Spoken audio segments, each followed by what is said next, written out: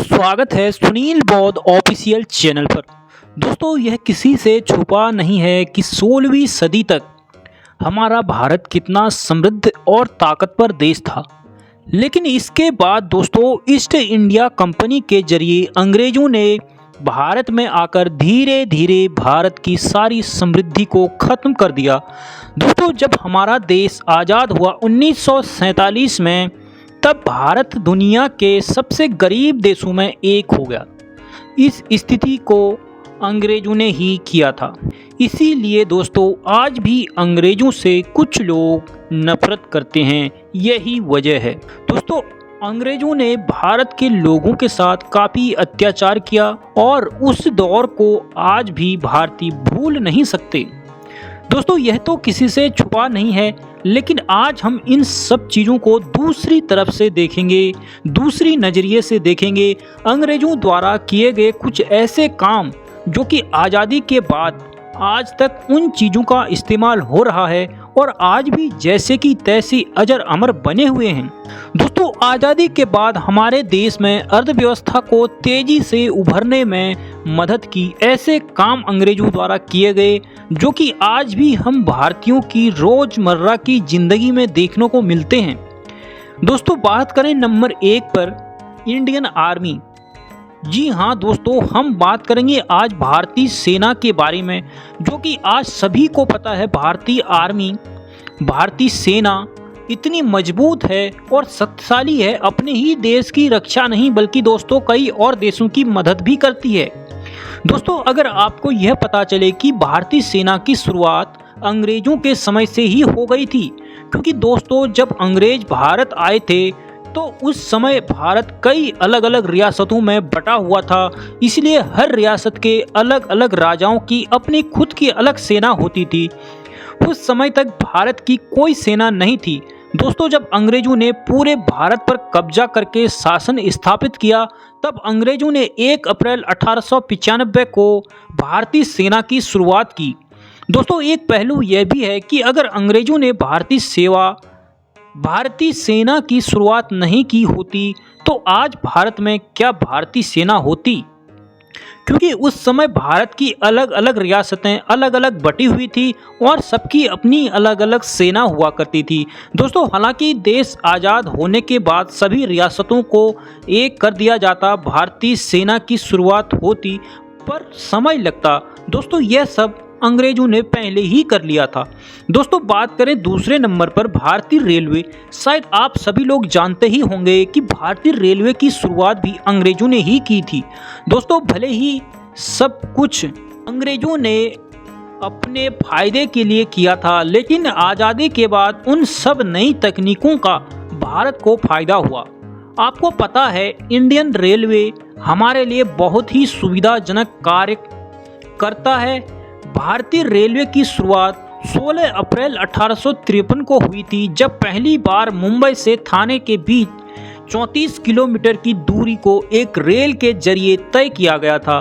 दोस्तों, यह दिन भारतीय रेलवे का महत्वपूर्ण दिन है। आज भारतीय रेलवे दुनिया की सबसे बड़ी रेल नेटवर्क में से एक है, जो भारत के लोगों के लिए महत्वपूर्ण साधन है। दोस्तों, शायद ही आपको यह बात पता हो, महाराष्ट्र के एक रेलवे ऐसे भी है जो अब भी ब्रिटिश की एक कंपनी क्लिक निक्सन LTD के पास है। मतलब दोस्तों, यह रेलवे लाइन के ऑनर हैं। इस रेलवे लाइन को यूज करने के लिए भारत सरकार हर साल करोड़ों रुपए किराए के रूप में देती है। दोस्तों, अब बात करेंगे ब्रिटिश आर्किटेक्चर। भारत के अर्थव्यवस्था में भारत के टूरिज्म का भी बहुत महत्व है। भारत में टूरिज्म का एक महत्वपूर्ण हिस्सा भारत का आर्किटेक्चर है, जिसे देखने के लिए पूरी दुनिया से लोग आते हैं। भारत में बहुत पुरानी ऐतिहासिक इमारतें भी हैं, जिनका भी इस टूरिज्म में बहुत बड़ा हाथ है। इन्हीं में से कुछ आर्किटेक्चर अंग्रेजों द्वारा बनाए गए हैं, जो आज भी वैसे के वैसे हैं और भारत में इनका अलग ही महत्व है।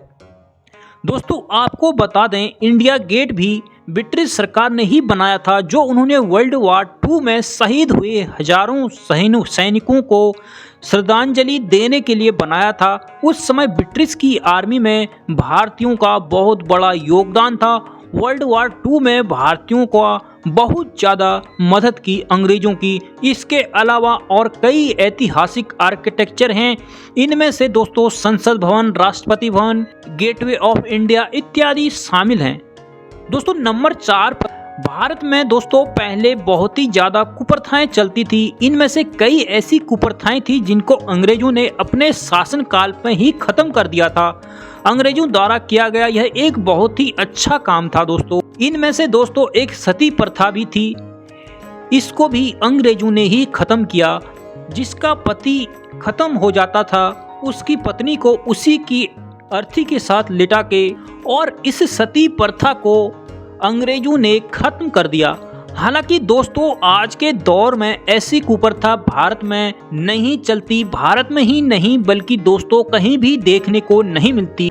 इन सब कुप्रथाओं को बंद करने में अंग्रेजों का बहुत बड़ा योगदान है।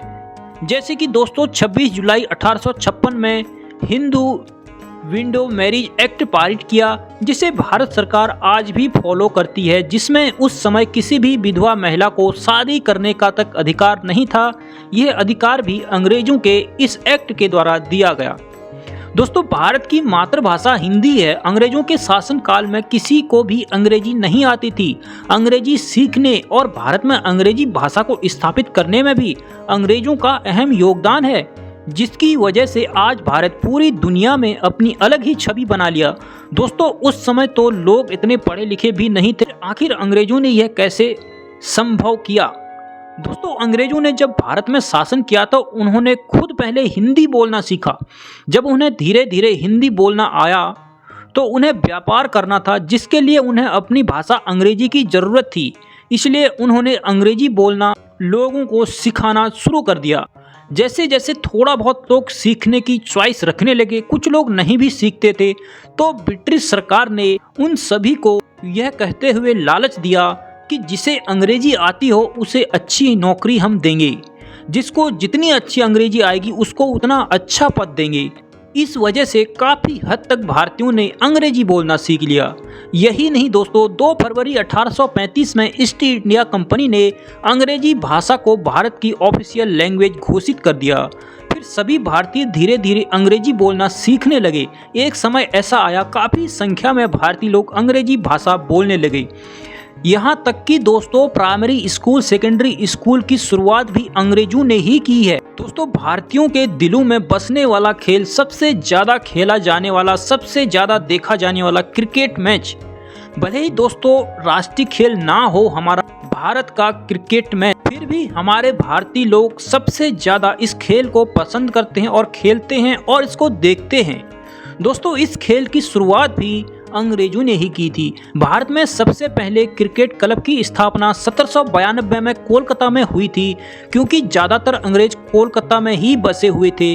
उन सब के खेलने की सुविधा के लिए इस क्लब की स्थापना की गई। हालांकि भारतीय टीम ने सबसे पहले टेस्ट मैच 25 जून 1932 में इंग्लैंड के खिलाफ खेला था लंदन में, और इस मैच को खेलने के पश्चात 158 रन से हार गए। दोस्तों क्रिकेट टीम ने इंटरनेशनल क्रिकेट में, और यहीं से भारतीय क्रिकेट टीम ने अपनी जर्नी शुरू की।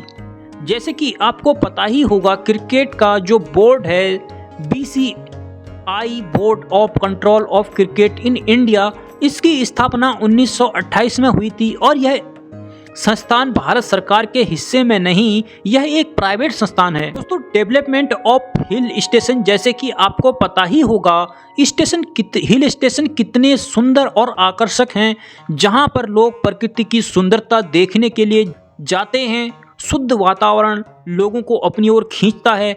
आज के समय में तो लोग पहाड़ों पर भी बड़े बड़े होटल, मकान, रेस्टोरेंट बनाते हैं ताकि घूमने वाले लोगों के लिए कुछ सुविधाजनक हो और उनकी कमाई भी हो। दोस्तों इन सब का श्रेय भी अंग्रेजों को ही जाता है। जैसे आजकल लोग गर्मियों की छुट्टियां बनाने के लिए पहाड़ी क्षेत्रों में, ठंडे क्षेत्रों में जाते हैं, इस तरह अंग्रेज भी पहाड़ी क्षेत्रों में घूमने जाते थे। इसके लिए उन्होंने घूमने के लिए बड़े बड़े पहाड़ों के ऊपर समतल बनाकर बहुत ही सुंदर रहने योग्य भवनों का निर्माण कराया। जो भी लोग वहां घूमने आए उन भवनों में आराम कर सकें। आज भी जब लोग शिमला, मनाली, अन्य जगह जाते हैं, अंग्रेजों के जमाने की सुंदर सुंदर घर और भवन देखने को मिलते हैं। यहाँ तक कि दोस्तों शिमला में आज भी टॉय ट्रेन चलती है। इसकी शुरुआत भी अंग्रेजों ने ही की थी, जिसके जरिए कम से कम समय में शिमला पहुँचा जा सके।